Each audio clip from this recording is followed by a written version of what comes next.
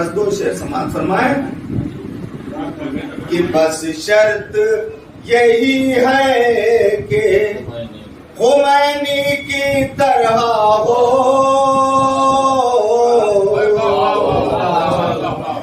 بس شرط یہی ہے کہ خمینی کی طرح ہو، ظالم کے لیے ایک آزادار بہت ہے، ظالم کے لیے ایک آزادار بہت ہے۔ اور آخری شعر سماعت فرمائیں، پھٹ جاتا ہے آواز سے دشمن کا کلیجہ، پھٹ جاتا ہے آواز سے دشمن کا کلیجہ، عابد تیری زنجیر میں جھنکار بہت ہے، عابد تیری زنجیر میں جھنکار بہت ہے۔ میں گزارش گزار ہوں جناب کریم آذر بارگاہ کے صاحب سے بھی دعائیں اور بارگاہ مولا منظور نذرانے عقیدت پیش کریں۔ جناب کریم آذر بارگاہ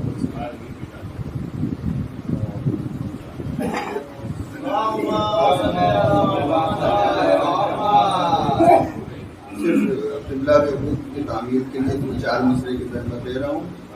فوج عدو میں خوف سے ہلچل سی مچ گئی، فوج عدو میں خوف سے ہلچل سی مچ گئی، کیا مدعائے جنگ تھا کیا یاد آ گیا، کیا مدعائے جنگ تھا کیا یاد آ گیا، ہمراہ حملہ کیا جو شیر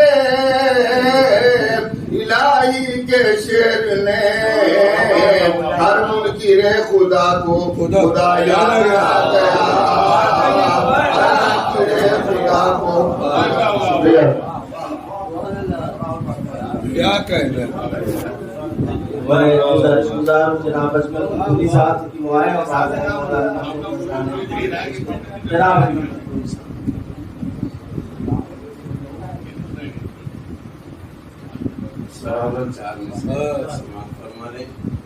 عرض کرتا ہوں کہ یزید قیمت خون حسین کیا دے گا، یزید قیمت خون حسین کیا دے گا، جو خود بگاڑ کے بیٹھا ہو کیا وہ بات کرے گا، جو خود بگاڑ کے بیٹھا ہو کیا وہ بات بنے، اور اسی کے سامنے رکھتا ہے خون بہا کی رقم، اسی کے سامنے رکھتا ہے خون بہا کی رقم، کہ جس کے ہاتھ کا دھون جواہرات،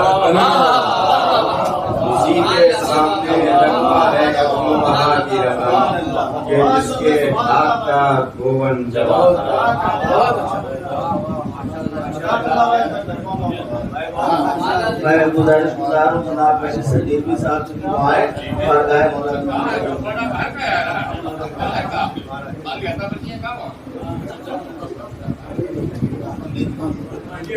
یہ مولانا اعجاز عباس صاحب کا خلوص ہے، شہر کی جتنے شعراء ہیں وہ سب موجود ہیں، سلوات پڑھنے والے یہ مطلب 2-3 شعر سماعت فرمانے عامر بھائی جہاں بھی ہے، دیوار حائل ہے بیچ میں، اس لیے ایک مسئلہ 2-3 شعر سماعت فرمانے۔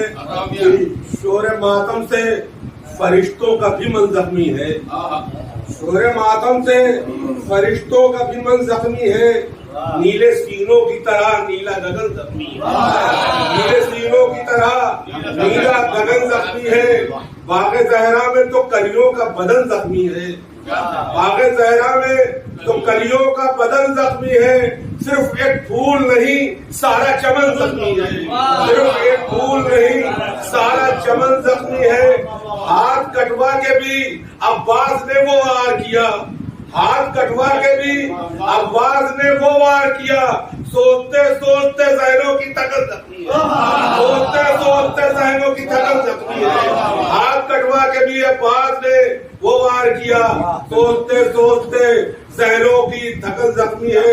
اور آخری شعر کہ اے عزیز اس سے نہ کرنا کبھی بیعت کا سوال، اے عزیز اس سے نہ کرنا کبھی بیعت کا سوال، جس کی نظروں میں تیرا چال چلن زخمی ہے، جس کی نظروں میں تیرا چال چلن، اے عزیز اس سے نہ کرنا کبھی بیعت، اے عزیز اس سے نہ کرنا کبھی بیعت کا سوال، جس کی نظروں میں تیرا چال چلن۔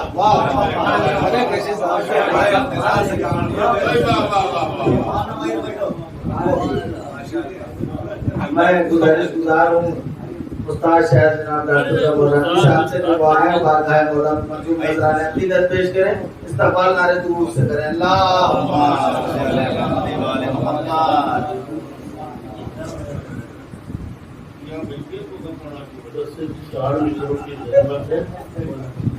ارے کوئی نہیں ہوگا، ایک دن دوست کیا ہے اچھا بات بھیج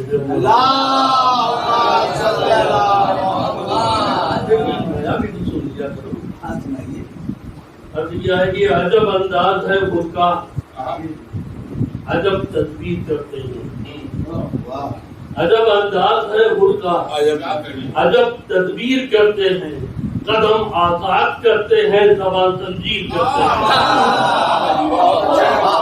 قدم آزاد کرتے ہیں، زبان تنظیم کرتے ہیں، عجب انداز ہے خود کا، عجب تدبیر کرتے ہیں، قدم آزاد کرتے ہیں، زبان تنظیم کرتے ہیں۔ اور ملایا جب سے نورانی لہو میں خون دل تو نے، ملایا جب سے نورانی لہو میں خون دل تو نے، کتاب اللہ کے سورے تیری تفسیر کرتے ہیں، کتاب اللہ کے سورے تیری تفسیر کرتے ہیں۔ اور دنیا یہی ہے۔ میں بسنت رب احترام گزارش گزار ہوں قریب اہل بیت علی جناب مولانا سید عطا مجید جیپوری صاحب اللہ سے دعائیں میں نے بلا فرما استقبال نعرے درود سے کریں۔ اللہم صل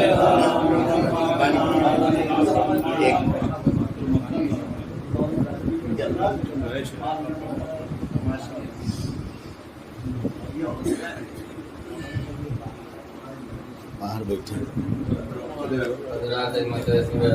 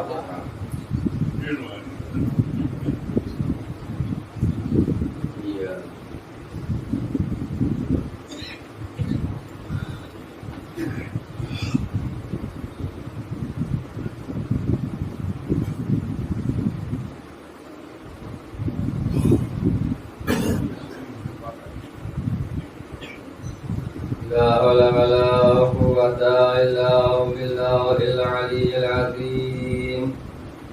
بسم الله الرحمن الرحيم. الحمد لله رب العالمين والصلاة والسلام على أشرف الأنبياء والمرسلين السيد المغيب أبي القاسم محمد وآله الطيبين الطاهرين المعصومين المظلومين ولعنة الله على أعدائهم أجمعين. أما بعد فقد قال الله سبحانه تبارك وتعالى وقوله الحق بسم الله الرحمن الرحيم هو الذي بعث في الأميين رسولا منهم يتلو عليهم آياته ويزكيهم ويعلمهم الكتاب والحكمة صلوات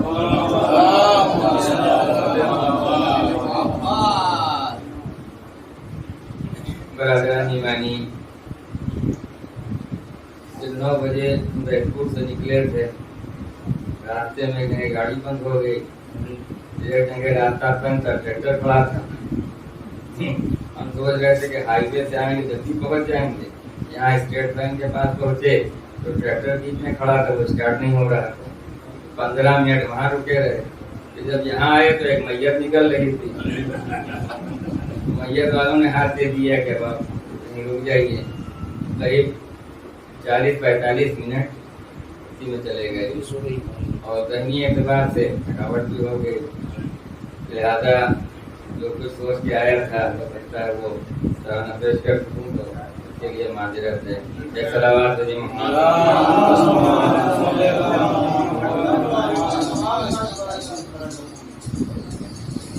قرآن مجید کی انتہائی مشہور و معروف آیت ہے جو سورہ جمعہ سے متعلق ہے. بارہا آپ اس کو سنتے رہتے ہیں. اس میں پروردگار عالم نے ایک معصوم کی کیا ذمہ داریاں ہیں ان ذمہ داریوں کو پیش کیا ہے. اس ذمہ داریوں کا تعلق صرف رسول کی ذات سے نہیں ہے. ہاں رسول کے سلسلے میں یہ آیت نازل ضرور ہوئی ہے, مگر جو اس میں ذمہ داریاں بیان کی گئی ہیں وہ تمام صاحبان عصمت کی ذمہ داریاں ہیں. صرف رسول ہی کی ذمہ داری نہیں ہے, رسول سے پہلے جو انبیاء آئے تھے ان کی بھی یہی ذمہ داریاں تھیں, اور رسول کے بعد جو رہبر آئیں گے اللہ کی طرف سے ان کی بھی بنیادی ذمہ داری یہی چیز ہیں جو اس آیت میں بیان کی گئی ہیں. یتلو علیہم آیاتہ ویزکیہم ویعلمہم الکتاب والحکمہ. یعنی کہا گیا ہے کہ ہمارے رسول آپ ان کے درمیان میں آیات کی تلاوت کیجیے, تزکیہ نفس کیجیے اور کتاب و حکمت کی باتیں سکھائیے. 3 مرحلے میں ذمہ داریاں تقسیم کی گئی ہیں. پہلے آیات کی تلاوت ہے, پھر نفوس کا پاک کرنا ہے, اور اس کے بعد نفوس کے پاک کرنے کے بعد حکم دیا گیا کہ اب ان کو کتاب و حکمت کی باتیں سکھائیں. سوال یہ پیدا ہوتا ہے کہ پہلے آیات کی تلاوت کا حکم دیا گیا, پھر نفوس کے پاک کرنے کا حکم دیا گیا, پھر کتاب و حکمت کی باتوں کا ذکر دیا گیا. سبب کیا ہے؟ سبب یہ ہے کہ یہ ذہن انسان ہے کیا؟ ذہن انسان مثل ایک سادے کاغذ کے ہوتا ہے. مثل ایک سادے کاغذ کے ذہن انسان ہوتا ہے. جس طریقے سے اگر کسی سادے کاغذ کے اوپر پینسل سے آڑی ترچھی لکیریں کھینچ دی جائیں, اب اس کے بعد آپ سے کہا جائے کہ اس کے اوپر کوئی تحریر لکھیے, تو اس وقت تک تحریر نہیں لکھی جا سکتی ہے کہ جب تک وہ آڑی ترچھی لکیروں کو مٹایا نہ جائے. اس وقت تک تحریر نہیں لکھی جا سکتی ہے جب تک سادے کاغذ کے اوپر آڑی ترچھی جو پینسل سے کھینچی ہوئی لکیریں ہیں ان کو مٹایا نہ جائے, تب تک کوئی تحریر لکھی نہیں جا سکتی ہے, کوئی مضمون لکھا نہیں جا سکتا ہے. جب انسان کا ذہن مثل سادے کاغذ کے ہے اور اس ذہن میں جب حماقت و جہالت کی آڑی ترچھی لکیریں کھنچ جاتی ہیں تو کوئی اچھی بات اس وقت تک بٹھائی نہیں جا سکتی ہے کہ جب تک ان میں آڑی ترچھی لکیروں کو مٹایا نہ جائے. لہذا اسی لیے پیغمبر سے کہا گیا تھا, اے ہمارے رسول پہلے آپ آیات کی تلاوت کر کے ان کے ذہنوں میں جو میل جمع ہوا ہے جہالت کا اس میل کو صاف کیجیے. جب وہ گندگیاں صاف ہو جائیں گی تب ان کا تزکیہ نفس کیجیے. جب نفس پاک ہو جائے گا تو ان کا ذہن اس منزل کے اوپر پہنچے گا کہ جب آپ ہمارا پیغام سنائیں گے تو یہ پیغام ان کا ذہن قبول کر لے گا. لہذا پیغمبر جب اس دنیا میں تشریف لائے تو پیغمبر نے آتے ہی اعلان رسالت نہیں کر دیا. پیغمبر اسلام کی زندگی کے 2 حصے ہیں. ایک وہ حصہ جس کے لیے پیغمبر سے متعلق کہا جاتا ہے کہ پیغمبر خاموش رہے, خاموش رہے, याद रखिए पैगंबर 40 साल तक खामोश नहीं रहे, क्योंकि पैगंबर की बुनियादी जिम्मेदारी ये है कि पहले ज़हनों में जो जहालत जमी हुई है, जहालत का जो मैल जमा हुआ है, जो जहालत और हिमाकत की आड़ी तिरछी लकीरें ज़हनों में खिंची हुई है, पहले इस ज़हन को साफ किया जाए। लिहाजा 40 साल तक पैगंबर खामोश नहीं रहे, बल्कि अपने किरदार के जरिए, अपने इल्म के जरिए, अपनी तालीम के जरिए लोगों के ज़हनों को हमवार करते रहे। और जब ज़हन इस मंजिल के ऊपर पहुंच गए कि अब इनके दरमियान में ऐलान रिसालत किया जाए, तो पैगंबर इस्लाम ने ऐलान रिसालत फरमाया है। एक सलावत मोहम्मद पैगंबर इस्लाम अगर दुनिया में आते ही चाहते कि पैगंबर ऐलान रिसालत कर देते तो कर सकते थे। कुरान मजीद में ऐसी बहुत सी मिसालें मौजूद हैं। अरे जनाब यहिया पैदा नहीं हुए और उनकी रिसालत और नबूवत का ऐलान खुद कुरान कर रहा है। जनाब जकरिया से कह रहा है कि जकरिया तुम्हें वो बेटा आता होगा जो तुम्हारी पाक ज़ुर्रियत का ज़ामिन होगा, जो तुम्हारी जैसा नबी होगा, जो शरीयत का मुहाफिज होगा, जो तुम्हारे किताब का मुहाफिज होगा। ये जनाब यहिया के लिए कुरान मजीद में कहा जा रहा है। जिस वक्त जनाब मरियम से सवाल किया गया, मरियम न तुम्हारे बाप बदकार थे न तुम्हारी माँ बदकार थी, बताओ ये बच्चा कहाँ से लेके आई हो? तो मरियम ने कोई जवाब नहीं दिया था, बल्कि कहवारे की तरफ इशारा कर दिया था। जैसे बनी इसराइल और यहूदी कहवारे की तरफ मुड़े, एक मर्तबे हुमत के उस बच्चे ने कहा इन्नी अब्दुल्ला आतानी अल किताब वजअलनी नबिया, मैं अल्लाह का बंदा हूँ, उसने मुझे किताब अता की है, उसने मुझे नबी बनाया है। तो जब कहवारे में ईसा रिसालत का दावा कर सकते हैं, दीन का दावा कर सकते हैं, किताब का दावा कर सकते हैं, इल्म किताब का दावा कर सकते हैं, तो क्या पैगंबर इस्लाम दुनिया में आने के बाद रिसालत का दावा नहीं कर सकते थे? नहीं करना चाहते तो पैगंबर कर सकते थे। पैगंबर ने क्यों नहीं किया? अगर आते ही साथी मक्के की सरजमीन से ऐलान रिसालत हो जाता और उसके बाद लोग दायरे इस्लाम में दाखिल हो जाते, तो आने वाला मौर्रिख लिख देता कि मोहम्मद ने अरब की जिहालत का फायदा उठा के लोगों को मुसलमान बना दिया है। लिहाजा पैगंबर ने तालीम बाद में की, ऐलान रिसालत बाद में किया है।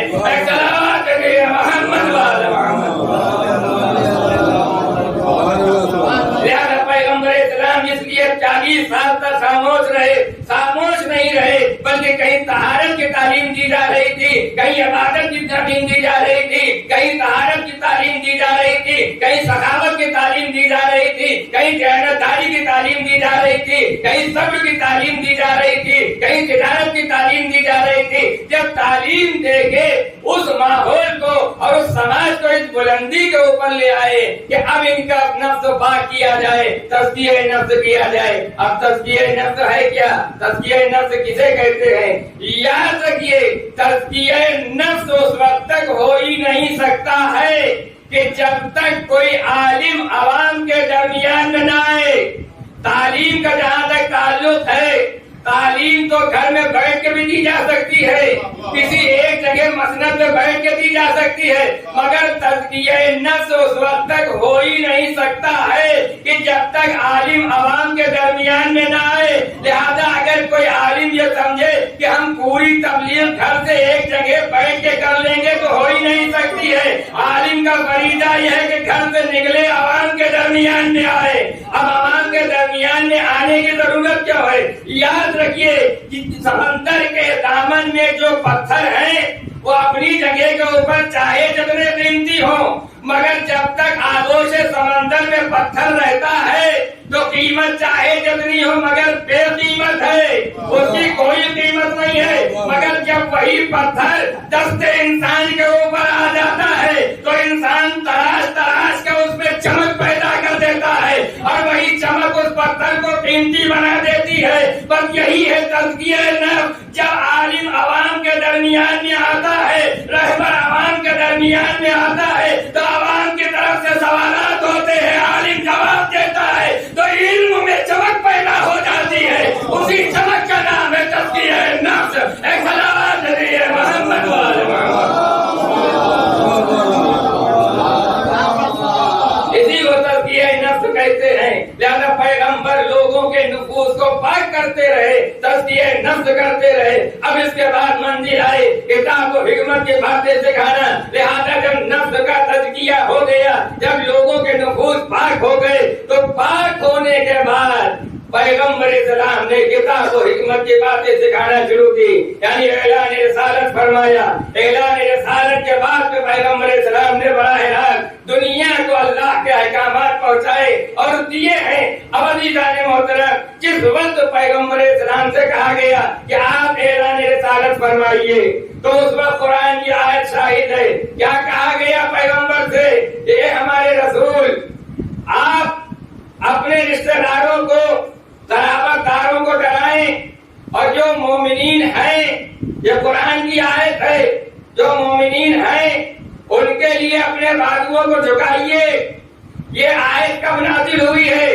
جب پیغمبر نے ابھی کھل کے اعلان رسالت نہیں کیا, بلکہ اجازت دی جا رہی ہے کہ آپ اب اعلان رسالت کیجیے اور اپنے رشتہ داروں کو ڈرائیے. وَخْفِضْ جَنَاحَكَ لِمَنِ اتَّبَعَكَ مِنَ الْمُؤْمِنِينَ. دیکھیے جو مومن ہیں ان کے لیے آپ اپنے بازوؤں کو جھکائیے. یہ آیت اس وقت نازل ہوئی ہے کہ جب پیغمبر کو اعلان رسالت کا حکم دیا جا رہا تھا. اس کا مطلب کیا ہے کہ اعلان رسالت سے پہلے دنیا میں مکے کی سرزمین کے اوپر ایک مومن کی بات خدا نہیں کر رہا ہے, پورے گروہ مومنین کی بات کر رہا ہے. اب سوال یہ پیدا ہوتا ہے, وہ گروہ مومنین کون تھا؟ وہ گروہ مومنین وہی ہے کہ جس کے لیے پیغمبر سے کہا جا رہا تھا کہ آیات کو سنائیے, ان کے نفس کو پاک کیجیے. وہ ایسے مومنین تھے کہ ان کا تزکیہ نفس ایسا ہوا ہے کہ پیغمبر سے خدا کہہ رہا ہے یہی وہ مومنین ہیں جن کے سامنے اپنے بازوؤں کو جھکائیے. اب وہ مومنین کون ہے؟ بس ابھی تو اگر مومنین کی جماعت تلاش کرنا ہے تو وہ ایک مومن نہیں ہے, بلکہ پوری جماعت مومنین مل جائے گی, جس میں سب سے پہلا نام جناب ابو طالب کا آتا ہے, دوسرا نام جناب خدیجہ کا آتا ہے, تیسرا نام جناب فاطمہ بنت اسد کا آتا ہے, چوتھا نام مولا کائنات حضرت علی ابن ابی طالب کا آتا ہے. اسی لیے جمع کا صیغہ استعمال ہوا ہے. اب عزیزوں, بازوؤں کے جھکانے کا جو حکم دیا گیا ہے, بازو کس کے لیے جھکائے گئے؟ بازو کسی اور کے لیے نہیں جھکائے گئے. جب فاطمہ بنت اسد اس دنیا سے چلی گئی تو خود مولا علی سے اپنا کرتا اتار کے پیغمبر نے کہا تھا کہ یہ میری چچی نہیں تھی, میرے لیے ماں کا درجہ رکھی تھی, میرے کرتے کو لے جاؤ اور اس کرتے سے انہیں کفن دیا جائے گا. اور جب مولا علی نے کفن پہنا لیا فاطمہ بنت اسد کو, اور جب قبر میں اترے ہیں پیغمبر اسلام خود دفن کرنے کے لیے, تو دونوں ہاتھوں کو قبر کی زمین کے اوپر ٹیک کے کھڑے ہو گئے تھے اور کہا تھا اے زمین قبر آگاہ ہو جانا, آگاہ ہو جاؤ, یہ کوئی اور ہستی نہیں ہے, میری ماں فاطمہ بنت اسد ہے جو تیرے حوالے کی جا رہی ہے. عزیزوں, یہی تاریخ کا ایک واقعہ ہے کہ جہاں پیغمبر بازو جھکائے ہوئے کھڑے تھے, کوئی دوسرا واقعہ نہ ملے گا. جن کے لیے پیغمبر بازو جھکائے, کیا وہ مومن نہ ہوں گے؟ کیا وہ مسلمان نہ ہوں گے؟ وہ ایسے مومن ہے کہ قرآن خود ان کے ایمان کے اوپر مہر لگا رہا ہے. ایک صلوات محمد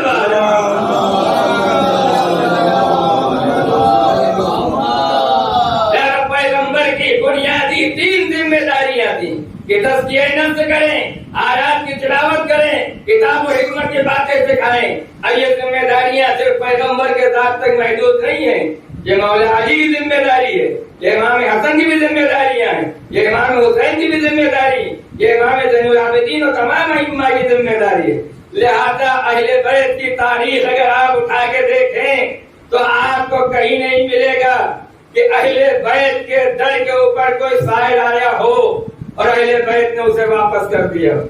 کوئی تاریخ کا ایک واقعہ آپ نہیں دکھا سکتے ہیں کہ در اہل بیت میں سائل آیا ہو اور اہل بیت نے اسے واپس کر دیا. امام حسین علیہ السلام کے زمانے میں ایک سوالی آیا, ایک خط لے کے آیا سفارشی کے طور کے اوپر, سفارش کے طور کے اوپر. امام حسین نے اس خط کو پڑھا بھی نہیں, بیت الشرف میں گئے اور بیت الشرف میں تشریف لے جانے کے بعد ایک تھیلی لے کے آئے جس میں 3500 درہم تھے. امام حسین نے اس سائل کو وہ تھیلی حوالے کر دی, اور جب تھیلی دے دی تو امام نے کہا کہ اس وقت بھائی میرے پاس اس سے زیادہ اور رقم نہیں تھی، جو تھی میں نے تیرے حوالے کی، ہو سکتا ہے اس سے تیری ضرورت نہ پوری ہو، تو اس کے لیے میں تجھ سے معذرت خواہ ہوں، معافی مانگ رہا ہوں کہ اس سے زیادہ میرے پاس اس وقت کچھ نہیں تھا۔ جب وہ لے کے چلا گیا تو امام حسین کیا تھا نے کہا فرزند رسول کم سے کم خط پڑھ تو لیتے، ہو سکتا ہے اس کی ضرورت اس سے کم میں پوری ہو جاتی۔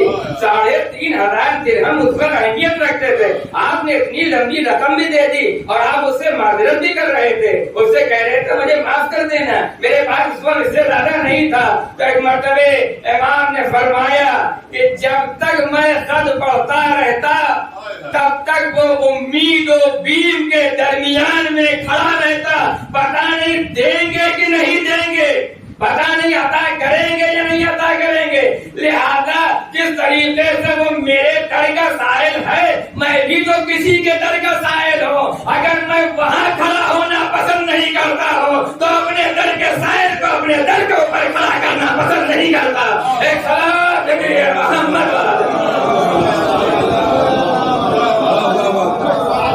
لہذا میں کیسے اسے روکتا، اس لیے میں نے سب پڑھے بغیر اس کو جو دینا تھا عطا کر دیا ہے۔ اہل بیت کے اطہار کے لیے یہ بھی کہا جاتا ہے کہ جب دشمن تھے تو وہ مشکل کشائی کے لیے کیوں جاتے تھے، مشورے کے لیے کیوں جاتے تھے؟ اگر اہل بیت نے دشمن مانا ہوتا تب یہ سوال اٹھایا جاتا، اہل بیت نے کبھی دشمن مانا ہی نہیں، وہ دشمن مان کے مدد نہیں کرتے تھے۔ دیکھیے اہل بیت کی ذمہ داریاں وہی ہیں جو رسول کی ذمہ داریاں ہیں۔ رسول کے دروازے پہ جو آتا تھا وہ واپس نہیں دیا جاتا تھا، چاہے وہ اپنا ہو یا پرایا، دوست ہو یا دشمن، کافر ہو یا مسلمان، اس سے بحث نہیں ہے۔ یہاں عطا کا دائرہ اتنا لامحدود ہے کہ جو آئے گا اسے عطا کیا جائے گا، جو مانگے گا اسے دیا جائے گا۔ یہاں اسلام کے دائرے میں عطا کو محدود نہیں کیا جا سکتا، یہاں شیعت کے دائرے میں عطا کو محدود نہیں کیا جا سکتا ہے۔ جو در پہ آئے گا سوالی بن کے اس کا سوال کا جواب بھی دیا جائے گا، اس کی مدد بھی کی جائے گی۔ یہ پیغام اہل بیت بھی ہے، پیغام رسول بھی ہے، پیغام قرآن بھی ہے۔ لہذا جب ہم اور آپ اپنے دروازے سے آسانی سے کسی سائل کو خالی ہاتھ جانے نہیں دیتے ہیں تو پھر وہ تو اہل بیت تھے، ان کے دروازے کے اوپر اگر کوئی آئے اور خالی ہاتھ چلا جائے تو یہ شرافت اہل بیت کے خلاف ہے۔ لہذا شرافت اہل بیت کا تقاضا یہ ہے، علم اہل بیت کا تقاضا یہ ہے، فرائض اہل بیت کا تقاضا یہ ہے کہ اگر کوئی در پہ آئے سوال لے کے، چاہے سوال جتنا پیچیدہ ہو اس کا جواب دیا جائے۔ اب عزیزان محترم، عالم کی ذمہ داری کیا ہے؟ جو ذمہ داری وہاں ہے وہی یہاں ہے، ذمہ داریوں میں کوئی کمی نہیں ہے۔ مثال کے طور کے اوپر رات کے 12 بجے آپ کسی عالم کے دروازے کے اوپر کوئی مسئلہ پوچھنے پہنچ گئے، وہ باہر نکلے، آپ نے پوچھا یہ مسئلہ لے کے میں آیا ہوں، اس کا جواب چاہیے، اب وہ آپ کے اوپر بگڑ گئے، رات میں 12 بجے ہے، ابھی میں سویا تھا، آگ لگی تھی، تم نے آ کے دروازہ کھٹکھٹا دیا، 3 دن سے بخار آ رہا ہے، بیوی بیمار ہے، بچے بیمار ہیں اور آئے ہو مسئلہ پوچھنے، جب دیکھو تم ہمارے دروازے پہ آ جاتے ہو مسئلہ پوچھنے کے لیے۔ شہر میں کوئی دوسرا عالم تمہیں نہیں ملتا ہے کیا؟ یہ سب نہیں چلے گا۔ اگر عالم ہے تو رات کے چاہے 12 بجے ہو چاہے دن کے 12 بجے ہو، اگر مسئلہ پوچھا گیا ہے تو جواب دینا پڑے گا۔ یاد رکھو اہل بیت صرف عالم نہیں ہے، ذمہ دار اسلام ہے۔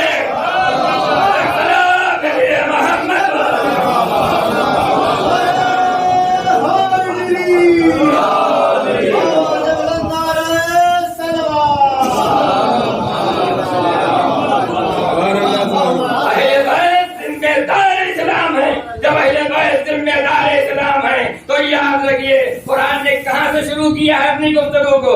الحمدللہ رب العالمین۔ یہ خدا وہ ہے، تمام تعریفیں اس اللہ کے لیے مخصوص ہیں جو عالمین کا پرورش کرنے والا اور تربیت کرنے والا ہے۔ عالمین سے گفتگو کی، یعنی اس کی ربوبیت، ایک دو چار ملکوں میں پھیلی ہوئی نہیں ہے، چند شہروں میں پھیلی نہیں ہے، عالمین کا رب ہے۔ رسالت کو پہچانوایا گیا تو کہا گیا وما ارسلناک الا رحمتا للعالمین، یعنی یہ عالمین کے لیے رحمت ہے۔ اب کوئی خدا کو عالمین کا رب مانے یا نہ مانے، کوئی رسول کو عالمین کے لیے رحمت مانے یا نہ مانے، جو مانے گا اس کے لیے بھی رحمت ہے، جو نہ مانے گا اس کے لیے بھی رحمت ہے۔ اسی طریقے سے اہل بیت کو کوئی رحمت مانے یا نہ مانے، کوئی ہادی مانے یا نہ مانے، یہ ہادی آپ کے لیے بھی ہے اور دوسروں کے لیے بھی ہادی ہے۔ ایک سلام کے لیے محمد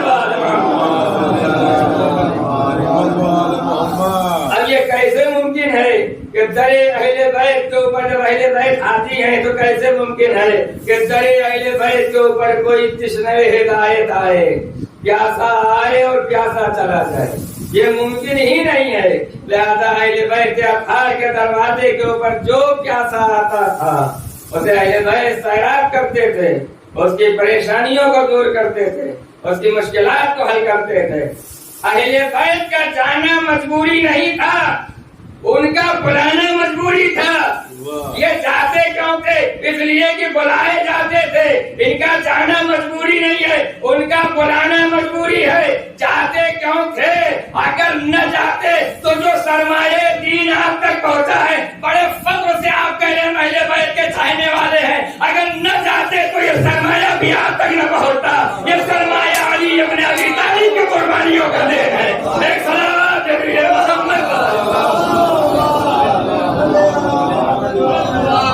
آج دنیا میں اسلام محمدی نہ ہوتا، بنی امیہ کا اسلام رائج ہوتا، قوانین بدل دیے جاتے، خلیفۃ اللہ کی جگہ ختم ہو جاتی، صرف خلیفۃ المسلمین رہ جاتا۔ لہذا علی نے جا کے صرف اپنے مشورے ہی نہیں دیے ہیں، ان کے مشکلات نہیں حل کیے ہیں، بلکہ جو بنیادی ذمہ داری ایک ہادی کی ہوتی ہے، ان بنیادی ذمہ داری کو منزل تکمیل تک پہنچایا ہے۔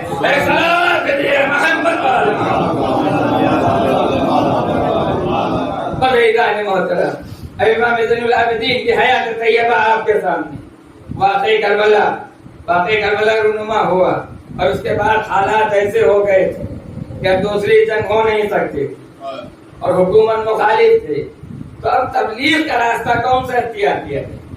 دیکھیے، کوئی بادشاہ چاہے جتنا ظالم ہو، آپ کے لیے یہ تو کہہ سکتا ہے کہ آپ گھر سے باہر نہیں نکل سکتے، نظر بند کر سکتا ہے، قید کر سکتا ہے، آپ اس کے خلاف تلوار نہیں اٹھا سکتے، جنگ نہیں کر سکتے۔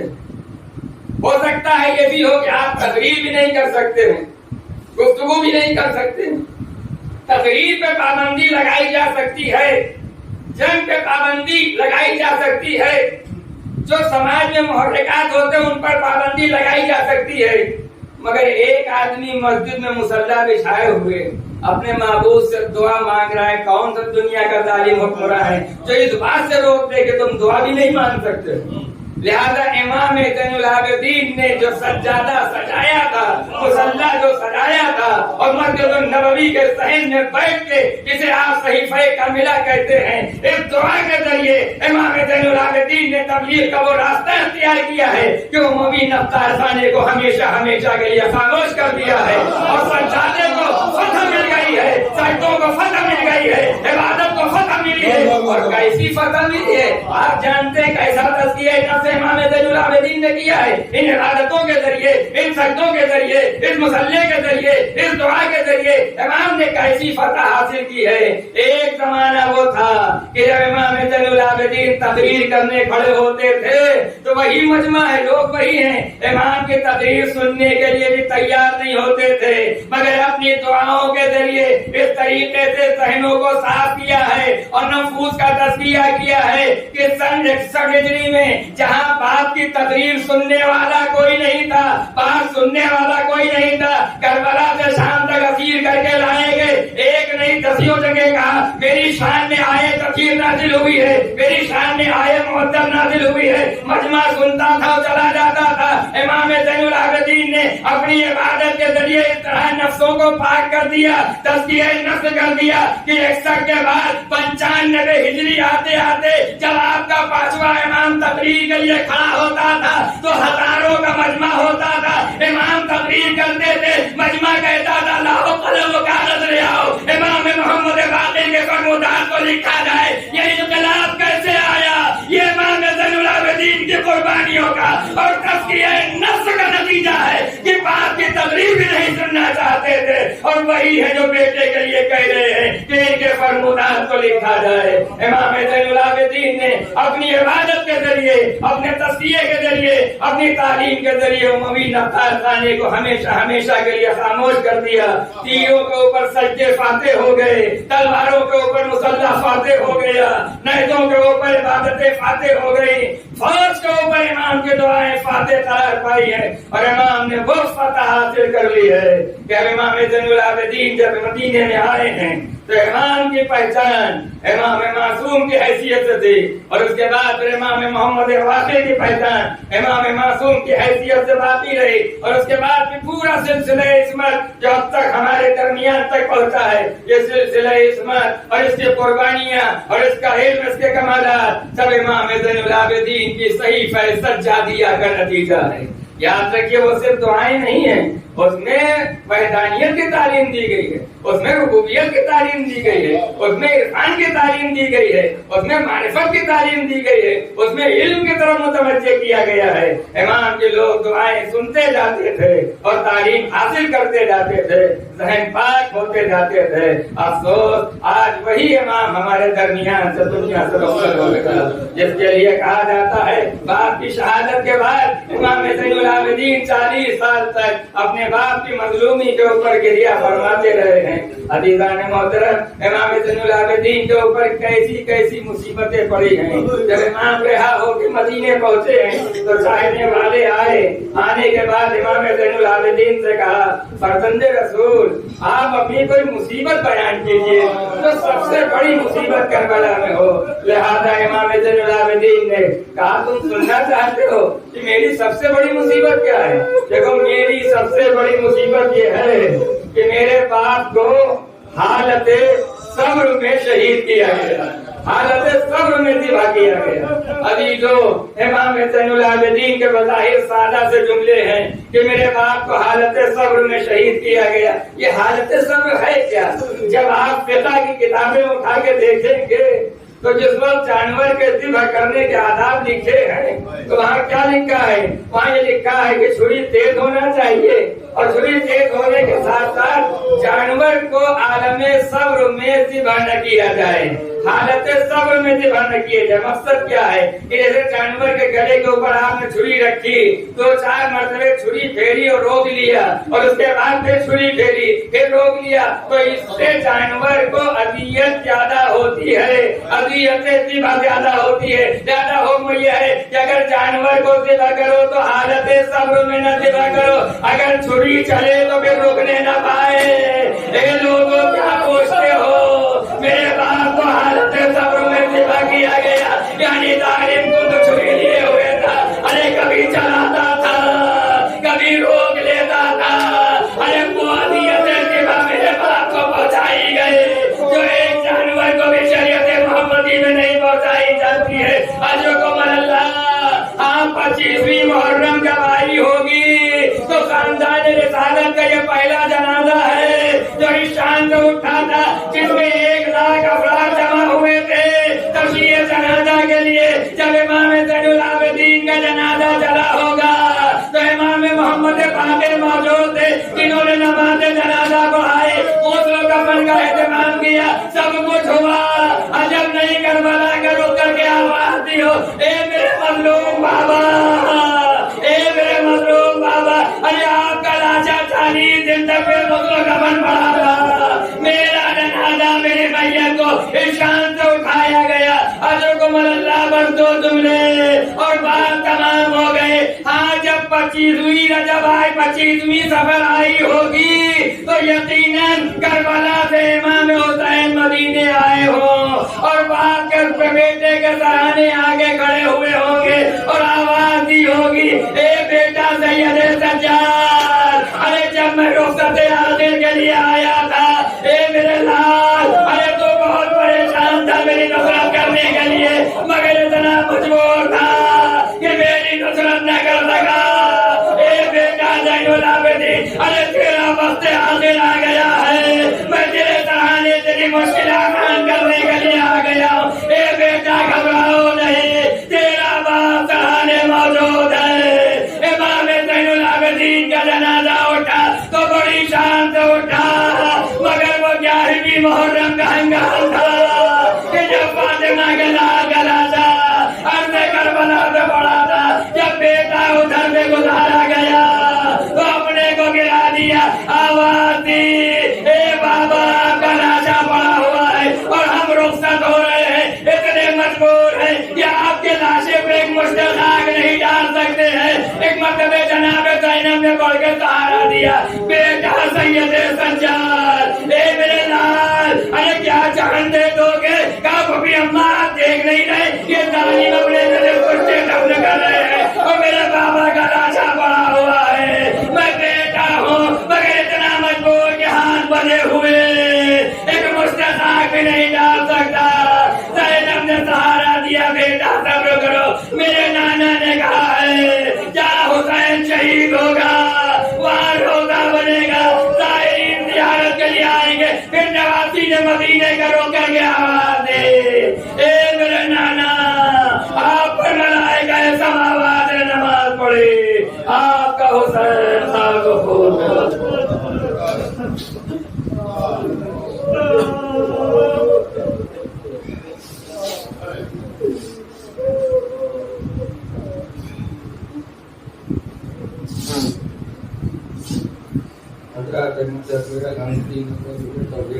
फरमा के अतिया खानों की हुसैन की रूह परेशान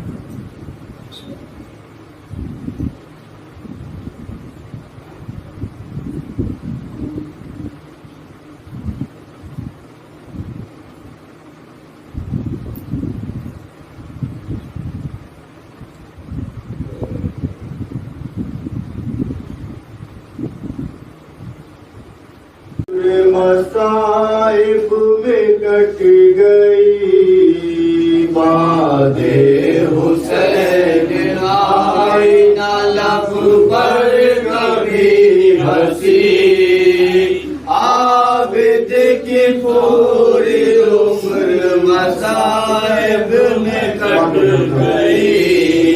आले नबी शहीद हुई कैद जब हुई,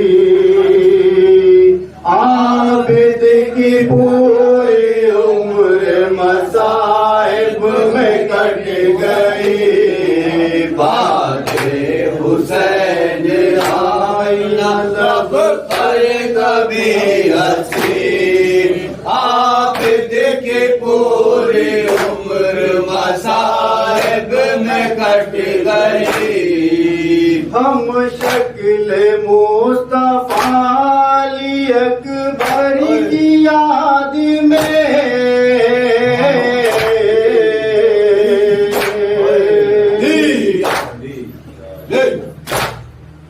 जश्न-ए बेज़बान अली असगर की याद में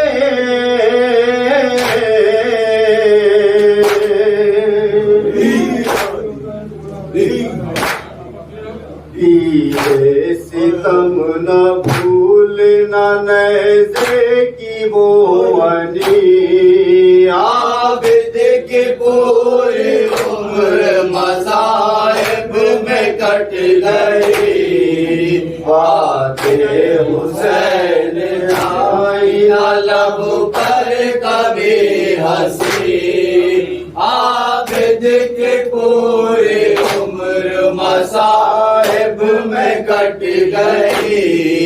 अब्बास नामदार की फुरकत पे रोए हैं,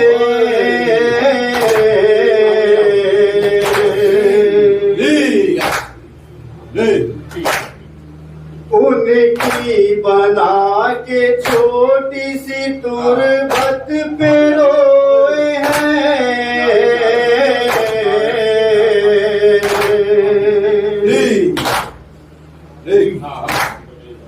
अम्मू के बाजू जब से कटे माश्क भीछ दे, आबिद के पूरी उम्र मसाइब में कट गई। बातें हुसैन आई न लब पर कभी हंसी, आबिद की पूरी उम्र मसाइब में कट गई। कासिम के टुकड़े टुकड़े जनाजे को देख कर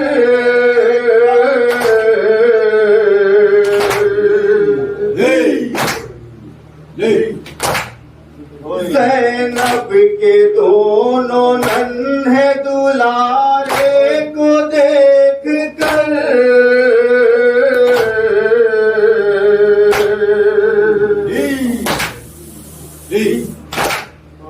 रोए हैं फूट फूट के सज्जाद हर घड़ी। आबिद के पूरे उम्र मसाइब में कट गई। बातें हुसैन आई न लब पर कभी हंसी, आबिद के पूरे उम्र मसाइब में कट गई। बाजार कूफा शाम फिराए गए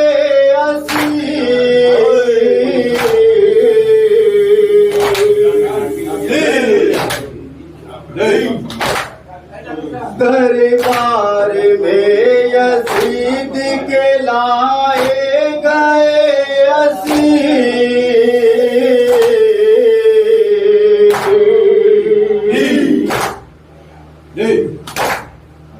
कुर्सी नशीन किस थे तहारत रही खड़ी। आबिद की पूरी उम्र मसाइब में कट गई। बातें हुसैन आई न लब पर कभी हंसे, आबिद की उम्र मसाइब में कट गई। पामाल मुस्तफा की शरीयत बहुत हुई।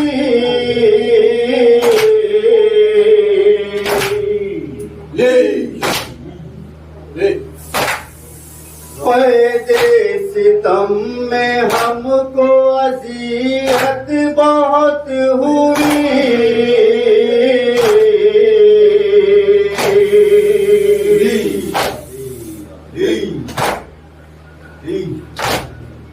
बाबा की लाडली वो सकीना नहीं रही। आबिद की पूरे उम्र मसाइब में कट गई। बातें हुसैन आई न लब पर कभी हंसी, आबिद की पूरी उम्र मसाइब में कट गई। मेराज क्या मुसीबत सज्जाद में लिखूं,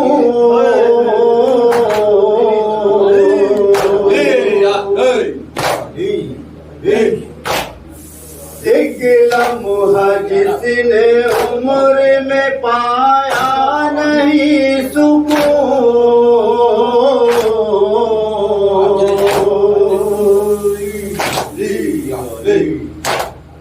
रोया है अपने बाप को हर वक्त हर घड़ी। आबिद की पूरी उम्र मसाइब में कट गई। बात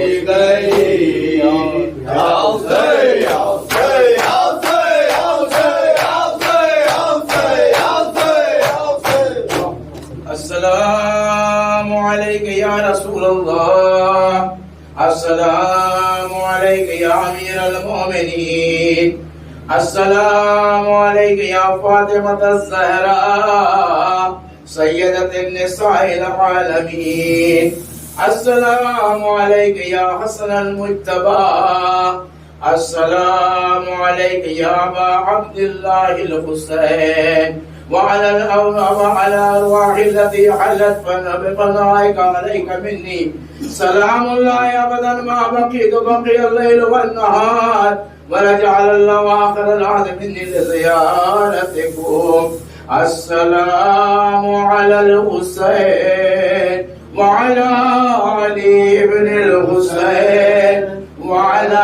أولاد الحسين وعلى صحاب الحسين السلام عليك جميعا شهداء كربلاء وأسراء كربلاء خصوصا سيدي ومولاي يا أبا الفضل العباس يا ابن أمير المؤمنين السلام عليك يا أفضل الشهداء السلام عليك يا سقاء السكينة السلام عليك يا باب الحوائج وباب المراد السلام عليك أيها العبد الصالح مطيع لله ولرسوله أشهد أنك قد جاءت ونصحت سبقات حق اليقين لعن الله الظالمين لكم من الأولين والآخرين ولعكم بدرك الجحيم السلام عليك وسراء كربلاء ورحمة الله وبركاته السلام عليك يا مولاي يا غريب الغرباء السلام عليك يا معين الضعفاء والفقراء